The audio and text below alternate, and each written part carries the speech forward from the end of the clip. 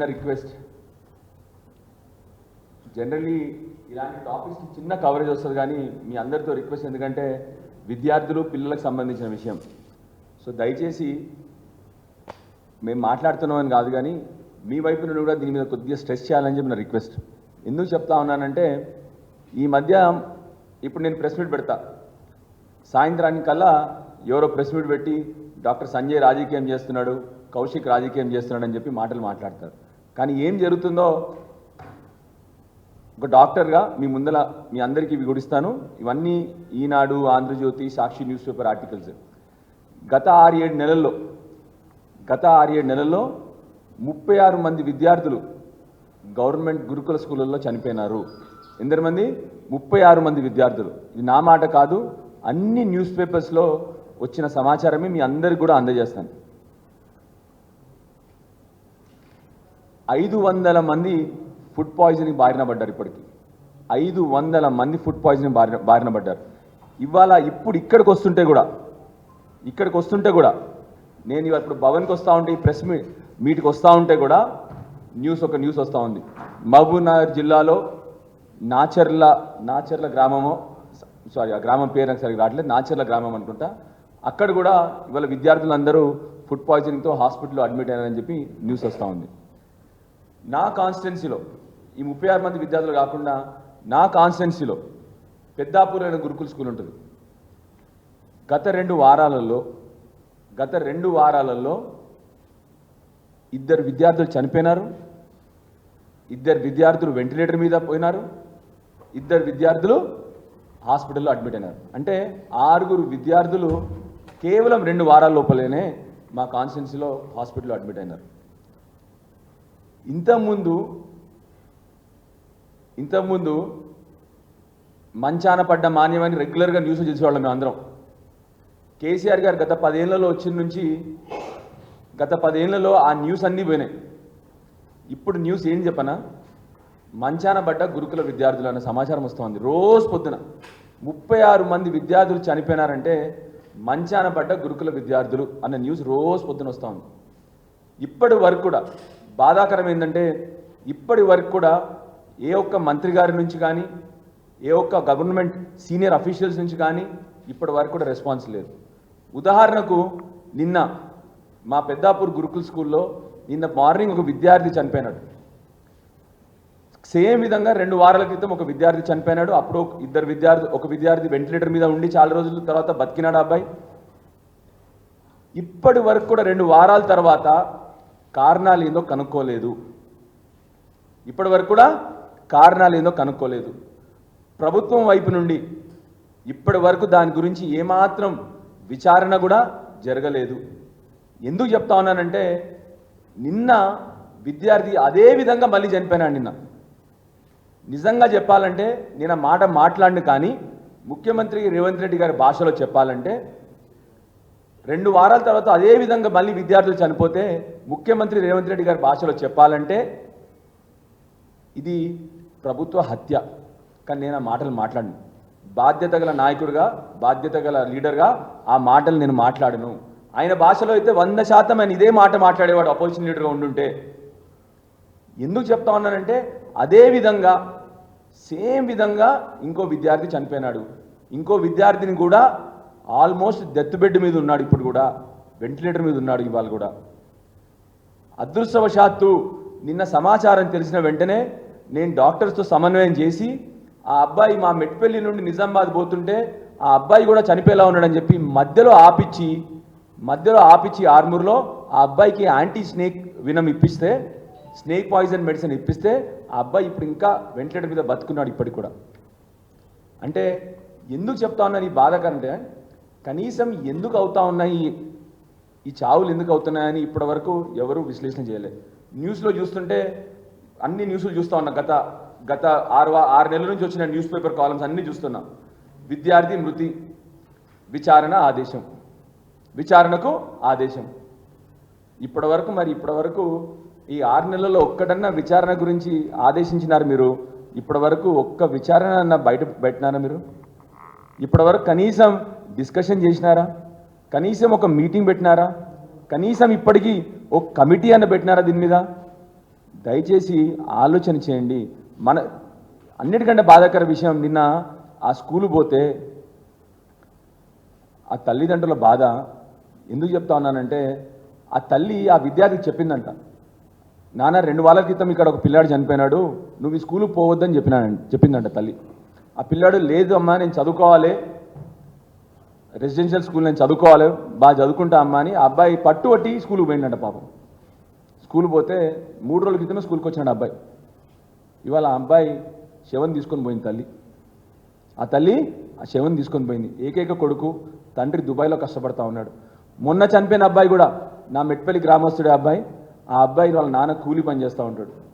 ఎంత బాధాకరం అంటే, ఆ రోజు కూడా స్కూల్ ఆ అబ్బాయిని హాస్పిటల్కి తీసుకుపోలే.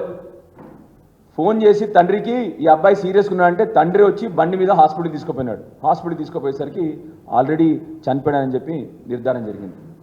సో మీకు అర్థమవుతుందా ఎంత నిర్లక్ష్యమో, ఎంత బాధ్యతారహితంగా ఉన్నాయో స్కూల్స్? అర్థమవుతోందా? అది నా దయచేసి ప్రభుత్వాన్ని రిక్వెస్ట్ చేస్తా ఉన్నా, భేషజాలకు పోకండి. రాజకీయాలని చెప్పేసి మళ్ళీ ఊకదింపుడు ఉపన్యాసాలు, మళ్ళీ రివర్స్గా మమ్మల్ని తిట్టడం కాదు. మీతో మేము రిక్వెస్ట్ చేసేది ఏంటంటే, మేము కూడా కలిసి వస్తాము, విద్యార్థులను కాపాడుకుందాము. 6 నెలల్లో 36 మంది విద్యార్థులు చనిపోయినారు, 500 మంది విద్యార్థులు ఫుడ్ పాయిజనింగ్ బారిన పడ్డారు గురుకులాల్లో. అంటే ఏ విధంగా మన గురుకులాలు నడుస్తూ ఉన్నాయో దయచేసి ఆలోచన చేయండి. ఈ గురుకులంలో హెల్త్ సూపర్వైజర్ లేడు. అది ఆర్డర్స్ అంతకుముందు కేసీఆర్ గారు 1200 గురుకులాలు టోటల్గా, అంతకుముందు 200 ఉంటే కేసీఆర్ గారు 1000 గురుకులాలు పెట్టి 1200 గురుకులాలు, ప్రతి గురుకులంలో కంపల్సరీ ఒక హెల్త్ సూపర్వైజర్ పెట్టారు. ఆ రోజు కేసీఆర్ గారి నాయకత్వంలో ఆర్ఎస్ ప్రవీణ్ కుమార్ గారి పర్యవేక్షణలో సెంట్రలైజ్డ్ కమాండ్ సెంటర్ ఉండింది. ఇప్పుడు ఎట్లా అయితే మీకు పోలీస్ కమాండ్ సెంటర్ ఉండిందో, అన్ని గురుకులాలకు కూడా సెంట్రలైజ్డ్ కమాండ్ సెంటర్ ఉండింది. ఎవరికన్నా విద్యార్థికి ఆరోగ్యం పాడవుతే ఇక్కడ నుంచి హెల్త్ సూపర్వైజర్ ఇమీడియట్గా సెంట్రలైజ్డ్ కమాండ్ సెంటర్కి ఇన్ఫార్మ్ చేస్తాడు. దాన్ని వాళ్ళు పర్యవేక్షిస్తారు ఇమీడియట్గా. కావలిస్తే హయ్యర్ సెంటర్కి, డాక్టర్కి రిఫర్ చేస్తారు. ఇవాళ అది మూతపడిపోయింది. ఎవరు పట్టించుకునే నాదుడు లేడు. ఇక్కడ హెల్త్ సూపర్వైజరు లేరు.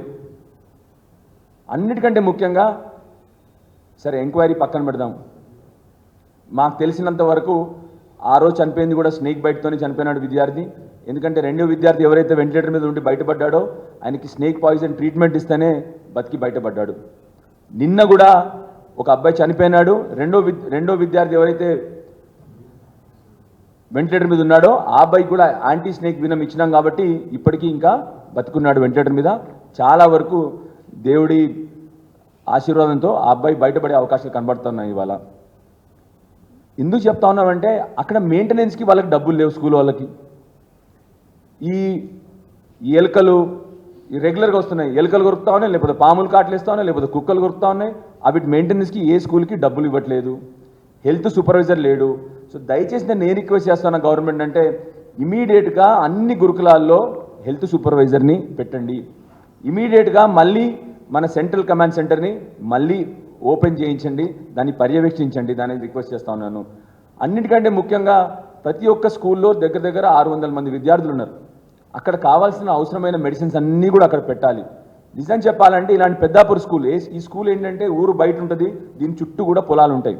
ఇలాంటి స్కూల్లో కంపల్సరీ స్నేక్ పాయిజన్ సంబంధించిన మెడిసిన్స్ కానీ ఇతరత్ర మెడిసిన్స్ కానీ తప్పకుండా ఉండాలి ఇలాంటి స్కూల్స్లో. ఇక్కడ అవి ఏమీ కూడా లేవు. అన్నిటికంటే ముఖ్యంగా నాకు గవర్నమెంట్ రిక్వెస్ట్ చేసేది ఏంటంటే, అన్ని స్కూల్స్లలో మీరు రెగ్యులర్గా వింటున్నారు ఎలుకలు కొరికినాయి, పాములు కాటేసినాయి, కుక్కలు కొరికినాయి అని. దయచేసి దాని మీద ఎక్స్పర్ట్ కమిటీని పెట్టి దానికి సంబంధించి ఎక్స్పర్ట్స్ ఉంటారు. ఎవరైతే ఈ రెప్టైల్స్ అంటే ఈ పాములు, ఈ ఎలుకల్ని ట్రేస్ చేసి అవి అక్కడి నుంచి తీయగలిగే ఎక్స్పర్ట్స్ ఉంటారు. దయచేసి వాళ్ళని ఇమ్మీడియట్గా వినియోగించుకోవాలని చెప్పి ప్రభుత్వం రిక్వెస్ట్ చేస్తా ఉన్నాను. అన్నిటికంటే ముఖ్యంగా ఇంకొకటి, ఈ స్కూల్లో బాత్రూమ్ ఆల్మోస్ట్ 200 మీటర్ల దూరంలో, ఈ పెద్దాపూర్ స్కూల్లో 200 మీటర్ల దూరంలో బాత్రూమ్ ఉంది. హాస్టల్కి బాత్రూమ్కి 200 మీటర్ల డిస్టెన్స్ ఉంది. సో చాలామంది పిల్లలు రాత్రిపూట బాత్రూమ్ పోవాలంటే 200 మీటర్లు నడవాలి. వీళ్ళకి ఈ రాత్రిపూట కూడా ఎక్కడన్నా ఈ పాము కాటలు కానీ వీటికి ఇంజూరీ అయ్యే ఛాన్స్ ఉన్నాయి. కాబట్టి దయచేసి బాత్రూమ్స్ అన్నీ కూడా మంచిగా ఎస్టాబ్లిష్ చేసి చేయాలని చెప్పి రిక్వెస్ట్ చేస్తూ ఉన్నాను. ఇప్పుడు ఇంకొకటి, ఇక్కడ ఈ స్కూల్లో మంచాలు లేవు, కార్డ్స్ లేవు, పిల్లలందరూ కింద పడుకుని ఉన్నారు. కింద పడుకుని ఉన్నప్పుడు పాము కాటుకు గురే అవకాశాలు ఎక్కువ ఉంటాయి. సో దయచేసి ఇక్కడ ఇక్కడ కొన్ని కార్డ్స్ని ప్రొవైడ్ చేయాలని చెప్పి రిక్వెస్ట్ చేస్తా ఉన్నాను. బాధాకరమైన విషయం ఏంటంటే ఈ 2-3 రోజుల్లో కొన్ని నేను సోషల్ మీడియాలో కానీ కొన్ని పేపర్లో రాశాను, చదివాను. నేను ఏమని చదివానంటే ముఖ్యమంత్రి గారికి రెసిడెన్షియల్ స్కూల్స్ అంతకుముందు కూడా నేను విన్నాను, కూడా ముఖ్యమంత్రి గారు స్టేట్మెంట్ ఇచ్చారు, రెసిడెన్షియల్ స్కూల్స్ అంత మంచివి కాదు, నేను ఇక్కడ చదివాను, ఏదో పేపర్ ప్రజెంటేషన్ ఇచ్చారని చెప్పి ముఖ్యమంత్రి గారు చెప్పారు, రేవంత్ రెడ్డి గారు. ఏం డౌట్ వస్తుందంటే కేసీఆర్ గారు ఆనవాళ్ళు చెడిపోయడానికి రెసిడెన్షియల్ స్కూల్ కూడా మీరు ఏమైనా మూసేయడానికి ప్రయత్నం చేస్తూ ఉన్నారా అని డౌట్ వస్తూ ఉంది అందరి తల్లిదండ్రులకు కానీ బయట ఉన్న సమాజానికి కానీ అందరికి కూడా డౌట్ వస్తూ ఉంది. ఏంటి ఇప్పుడు ఎప్పుడైతే ముఖ్యమంత్రి గారు ఎప్పుడు నేను కేసీఆర్ గారు ఆనవాళ్ళు లేకుండా చేస్తా అని చెప్తారో ఈ రెసిడెన్షియల్ స్కూల్స్ కూడా కేసీఆర్ గారు పెట్టిన రెసిడెన్షియల్ స్కూల్స్ కూడా మూసివేయడానికి ఏమన్నా ప్రయత్నం జరుగుతుందా అని అనుమానం వస్తూ ఉంది అందరికీ. అందుకొరకే ఇంత పట్టింపు లేకుండా ఇంత నిర్లక్ష్యంగా స్కూల్ యాజమాన్యం కానీ స్కూల్ అథారిటీస్ కానీ ఏ ఒక్క మంత్రి కూడా ఇప్పటివరకు వీళ్ళకి రెస్పాండ్ అవ్వలేదంటే అందరికి అనుమానం వస్తూ ఉంది. దయచేసి నేను ప్రభుత్వాన్ని కోరుతా ఉన్నా, రెసిడెన్షియల్ స్కూల్స్కి వచ్చే పిల్లలందరూ కూడా వాళ్ళ తల్లిదండ్రులు కష్టపడి చాలామంది కూలీనాలు చేసుకునే వాళ్ళు. ఇప్పుడు చెప్పిన నేను 2 విద్యార్థులు చనిపోయిన విద్యార్థులు, ఒక విద్యార్థి తండ్రి దుబాయ్లో కూలీ పని చేస్తూ ఉన్నాడు, ఇంకో విద్యార్థి తండ్రి ఇక్కడ కూలీ పని చేసుకుంటా ఉన్నాడు. రెసిడెన్షియల్ స్కూల్స్లో వాళ్ళకి మంచి ఫుడ్, మంచి ఆహారము, మంచి విద్య కూడా లభిస్తూ ఉంది. అన్నిటికంటే ముఖ్యంగా రెసిడెన్షియల్ స్కూల్లో విద్యార్థులందరూ కమ్యూనిటీ డెవలప్మెంట్ అంటే వాళ్ళకి కావాల్సిన మంచి మోరల్స్ కానీ ఎలా కమ్యూనిటీలో ఎలా మెలగాలో కానీ నేర్చుకుంటారు. నేను కూడా ఎల్కేజీ నుండి హాస్టల్లో చదువుకున్న విద్యార్థిని కాబట్టి దయచేసి మిమ్మల్ని రిక్వెస్ట్ చేస్తూ ఉన్నాను, హాస్టల్స్ని నెగ్లెక్ట్ చేయకండి. హాస్టల్స్లో మంచి విద్య లభిస్తుంది, మంచి ఆహారం లభిస్తుంది, మంచి పోషకాహారం లభిస్తాయి, మంచి మోరల్స్, విద్యార్థులు మంచి విద్యార్థుల్లా తయారవుతారు. సో దయచేసి మిమ్మల్ని రిక్వెస్ట్ చేస్తూ ఉన్నాను, ఆ అనుమానాలు రాకుండా విద్యార్థుల్ని మళ్ళొకసారి మీరు మన పిల్లలాగా కన్సిడర్ చేసి ఈ హాస్టల్స్ అన్నింటిలో కూడా ఇమ్మీడియట్గా మా కమిటీస్ పెట్టేసి ఇమ్మీడియట్గా ఎంక్వైరీ ఆర్డర్ చేసి ఎందుకు ఇలా జరుగుతున్నాయో భవిష్యత్తులో జరగకుండా చూడాలని చెప్పి ప్రభుత్వాన్ని కోరుతా ఉన్నాను. Thank you.